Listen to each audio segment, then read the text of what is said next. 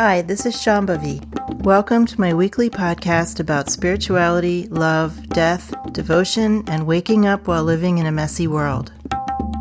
The Satsang with Shambhavi podcast is recorded live each week with students of our nonprofit community, Jayakula. For more information and to find out about attending a satsang, visit jayakula.org. Thanks for listening. Much love to you, wherever and however you are. So my question is, I just wanted to hear you riff on struggle versus entanglement, I guess. As I've said so many times, we just live in a culture that defines the proper attitude towards life as being one of struggle. You never get anything unless you struggle. You never get anywhere unless you struggle. People are already working on their relationships after they've been in them for 5 minutes. We have to ask ourselves, when do we stop working on things? When do we stop struggling? We also have to think of the natural state. The feeling tone of the natural state, let's say, is completely absent of struggle. That should give us a clue. If any of us should be so lucky as to know people who have a good degree of realization, we know that their level of struggle with things goes down. We should get a clue that struggle is a part of our karmic patterning. It's not the natural, relaxed, proper orientation to life.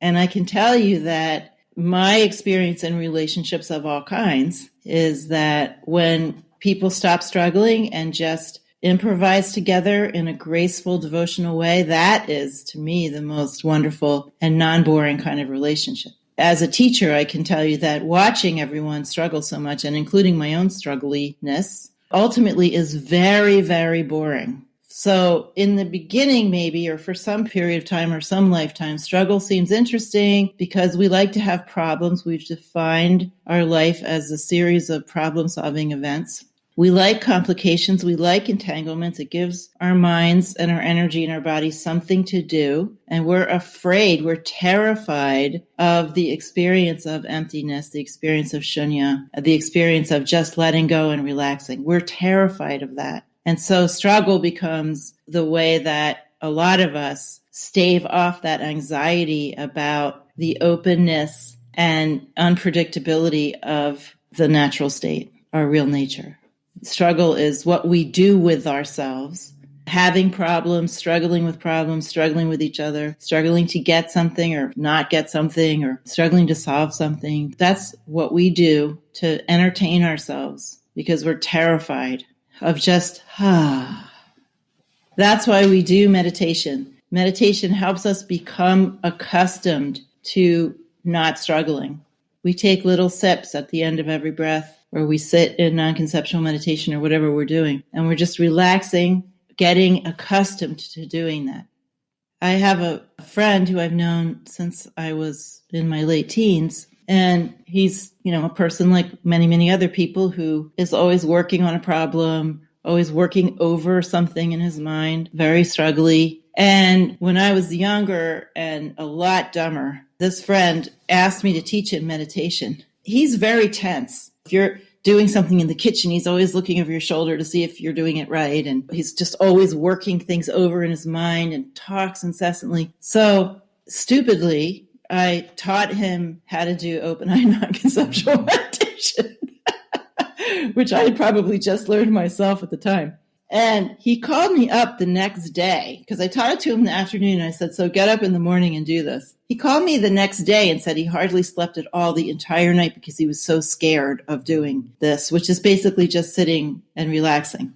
He said he did it for like 5 minutes, but he couldn't understand why it was so terrifying to just sit. And I think for most of us, it is terrifying to just sit and not be doing something. And this is why we have so many techniques in sadhana where we are doing a lot. The more afraid we are of just sitting, the more we need to have sadhanas that capture our body, energy, and mind with something to do.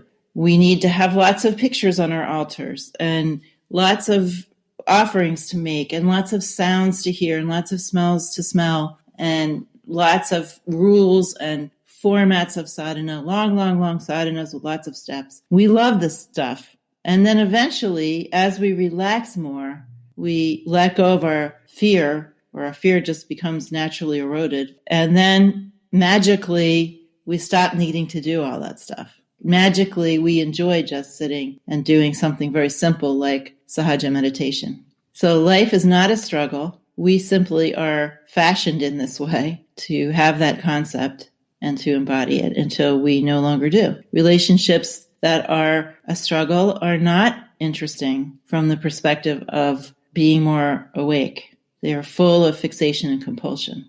And really what's much more wonderful is just having an improvisational dance-like quality of presence in your relationships. Surprise. Struggle is not surprising. We all know it very, very well. I'm trying to figure out the difference between not struggling so much, but discomfort and being receptive to confronting that kind of fear. So comfort zone implies a literal area with some boundaries. If I just say I'm relaxed, that has an open quality. I'm relaxed, but maybe I'm ready for anything, even though I'm relaxed.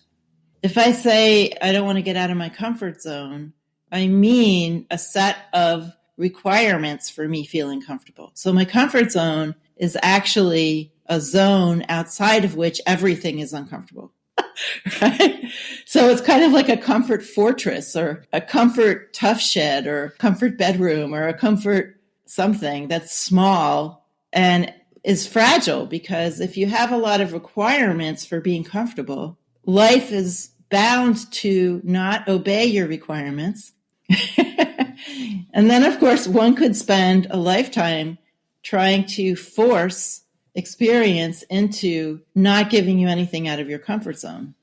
So you would have a very narrow range of experience and your life would be very fragile, even though you would have told yourself you're comfortable. Somebody once told me when I used to do consulting for nonprofit organizations, someone who grew up in a much wealthier circumstance than I did, she said to me, I don't feel comfortable unless I have $100,000 in the bank. Okay, can you imagine? If you needed $100,000 in the bank in order to be comfortable, you would pretty much never be comfortable unless you were one of very, very few people. So this is the kind of arbitrary or trained or conditioned conditions for being comfortable that really leave us open to a lot of discomfort. The idea of sadhana is to actually relax, not to build a fortress of comfort zone protocols around ourselves. The idea is that we actually relax. We relax our body and our energy and our mind and our concepts. We relax our expectations. Then we can be more comfortable in many, many more situations. It's a minor miracle that I am able to live in what's basically a suburb. I've always been very sensitive to spaces, but Ma has put me in a couple of major circumstances of living in the suburbs. And for me, that was a big letting down of some comfort zone requirements, right? And those things one gets grateful for. So it's not that we try to be uncomfortable. There's no valor in making ourselves purposefully uncomfortable. But we want to be relaxed enough that when life's inevitable challenges come, we're up to them.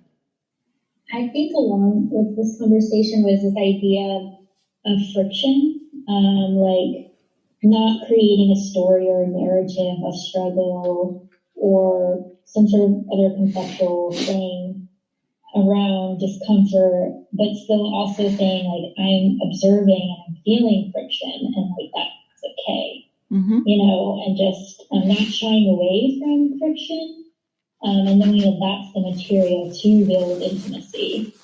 So I don't know if you can talk about like what relationships are, not just, romantic or like family, but just like relating and like observing and feeling like friction sometimes. Mm-hmm.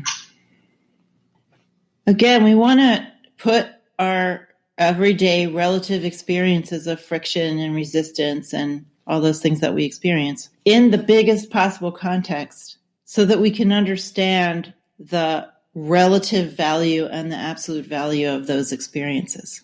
So if we look at someone like Ma, she didn't feel friction with people. Now, we're probably never going to have that happen to us. We'll probably always feel some kind of friction at some time or another. But we understand from that example that we're not headed toward experiencing friction in a better way. We're ultimately headed toward recognizing that everyone is an aspect of the mother or of this one alive, aware reality. To my mind, the best relationships or the most workable ones are when there is deep respect for the other person's unique dimension. We have to eventually experience ourselves as in total continuity with others. But until then, we need to have real respect. We need to try to have real respect based on view for how each person is showing up, even if we hate it, and then take responsibility for our reactivity within relationships. There is reactivity that we can digest and process and work within our sadhana. There are differences and frictions in relationships that can be worked out in different kinds of ways. And then there are unworkable circumstances. So where people really get into trouble is when they try to make unworkable circumstances work. And those unworkable circumstances come in so many different flavors. I mean, there's not just one flavor. It could just be as simple as they want different things, but they don't want to let go of each other. In Jyotish, relationships are looked at as a chair with 4 legs. Ideally, you would have a chair with 4 legs in a relationship, but maybe one leg is missing. Like one person wants to live in the mountains and the other person wants to live by the ocean. Well, that's not that big of a deal in most cases, so maybe they can get on with just a 3-legged chair. I mean, that's a stool. But if you only have 2 legs, but you're trying to stay together, then it's just not working. And this is where being in touch with our fear of loneliness, what compromises that's causing us to make, having real respect for other people's dimension so that if someone is living in a way we don't want to live, we're not battering them or bashing them or trying to make them live a different way or even denigrating them. I mean, even if someone is doing stuff that is harmful to themselves or other people, even if they're espousing attitudes we find heinous, whatever it is that anybody's doing, they are all made by God of God. So we can try to work with that. In some circumstances, we can be successful at working with that. But in other circumstances, we just have to cut our losses. And this is where people really foul up because they don't take responsibility for their own desires, their own values, for just being responsible for their own life and making their own life how they want it to be. They're afraid of being lonely or they're afraid of failure or both because many people define the end of a relationship as a failure.